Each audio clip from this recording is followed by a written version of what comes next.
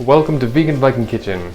On this episode, I'm in the mood for Italian food, so I'm going to be veganizing one of my favorite Italian dishes. Bolognese over spaghetti. Usually bolognese is made with meat, but I'm going to be replacing that with lentils. Grab your tomatoes and let's get started. In a pan with a bit of olive oil, I have added my vegetables. I have my red onion, carrot, celery, garlic, and bay leaf. Cook those until soft. Now that they're soft, I added in the lentils already cooked and the tomatoes raw. Cook them until they become nice and soft, as you see here. This took about 15 minutes.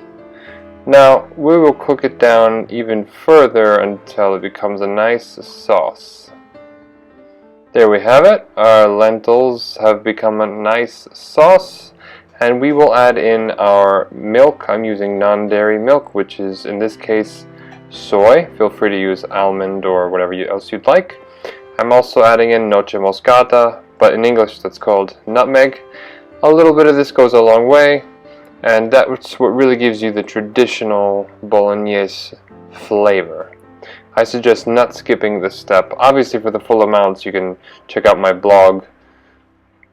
So we'll give this a good stir and cook this further for about another 5 minutes. Alright, now that it is almost done, our pasta's in, we put in some nutritional yeast just to give it a bit of that extra dimension of flavor. You know, it has that nice umami taste to it. Just give it a good mix, and our pasta is now done.